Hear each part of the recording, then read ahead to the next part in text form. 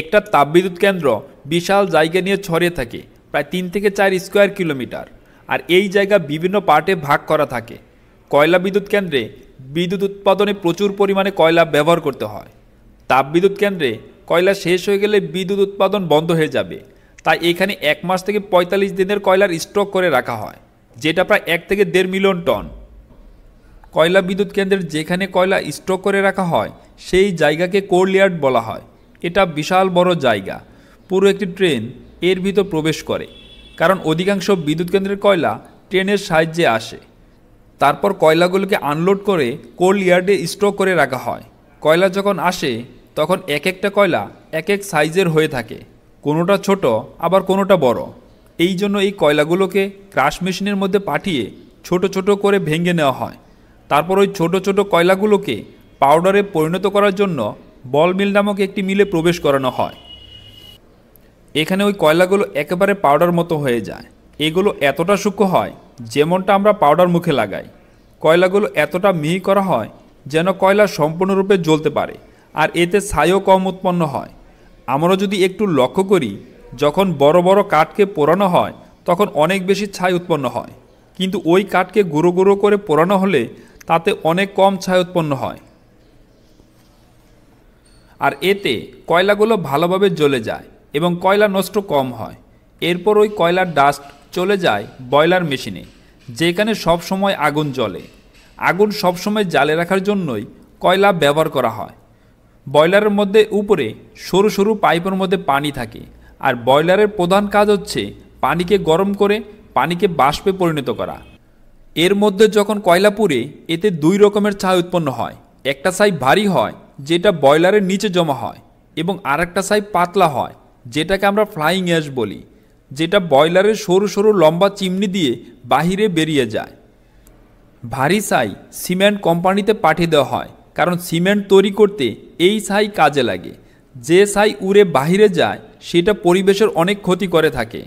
ছাই পরিবেশের জন্য ক্ষতি করতে না পারে তার জন্য লম্বা লম্বা চিমনি থেকে যে ছাই বের হয় সেখানে ইলেকট্রোস্ট্যাটিক স্প্যাসিটেটর বসানো থাকে, যেটা ওই ছাইগুলোকে পরিবেশে বেরিয়ে যাওয়া থেকে আটকায়। এতক্ষণ আমরা বুঝলাম কয়লা বিদ্যুৎ কেন্দ্রের পানি কিভাবে গরম হয়ে বাষ্পে পরিণত হচ্ছে। আপনারা কি কখনো ভেবে দেখেছেন স্টিমকে যদি প্রেসারে রাখা হয় তাহলে সেটা কত ফোর্স ক্রিয়েট করে থাকে? যেমন বাসার প্রেসার কুকারের স্টিম কতটা ফোর্স নিয়ে বাহিরে চলে আসে, যেখানে প্রেসার কুকার অনেকটাই ছোট। এবার ভাবুন, প্রচুর পরিমাণের কোনো বাষ্পকে প্রেসারের মধ্যে রাখা যায় তাহলে তার মধ্যে কতটা পরিমাণ শক্তি তৈরি হয়ে যায়। আর এই শক্তিকে কাজে লাগিয়ে আমরা বিদ্যুৎ তৈরি করি। পাওয়ার প্ল্যান্টের অন্য একটি জায়গায় বিশাল বড় টারবাইন লাগানো থাকে, যার সাথে লাগানো থাকে একটি মোটর।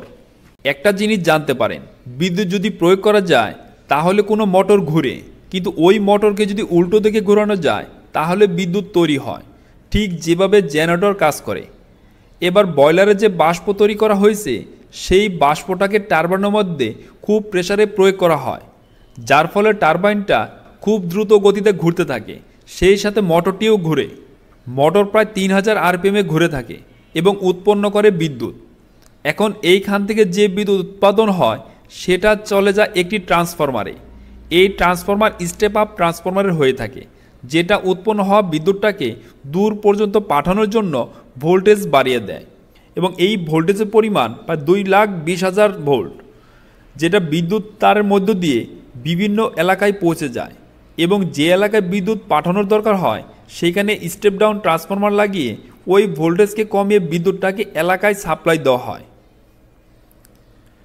যে এলাকায় বিদ্যুৎ উৎপাদন করা হয় ওই বিদ্যুৎ সরাসরি ব্যবহার করা যায় না, কারণ এখানে অনেক ভোল্টেজ থাকে।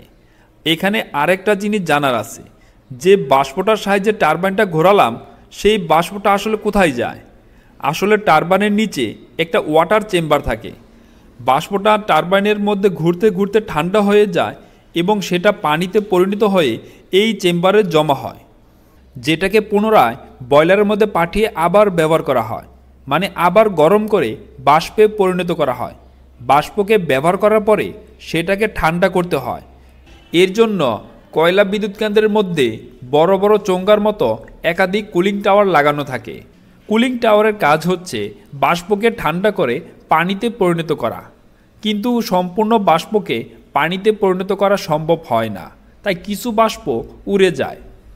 যদি আপনি কখনো কয়লা বিদ্যুৎ কেন্দ্রের ওই বড় বড় চোঙ্গা দেখে থাকেন, তাহলে দূর থেকে দেখতে পাবেন ওই চোঙ্গার উপর থেকে ধোঁয়া বের হয়। তখন মনে হতে পারে এই ধোঁয়া যে বের হয় এর কারণে প্রচুর পরিবেশের দূষণ হচ্ছে, কিন্তু না, ওইগুলো আসলে বাষ্প হয়, যেগুলো পুনরায় বায়ুমণ্ডলে বাতাসের সঙ্গে মিশে যায়। এর থেকে কোনো পরিবেশের দূষণ হয় না। এই কুলিং টাওয়ারগুলোর নিচে বড় বড় বেসিন থাকে। বাষ্প পানিতে পরিণত হওয়ার পরে ধীরে ধীরে এই বেসিনে জমা হয়।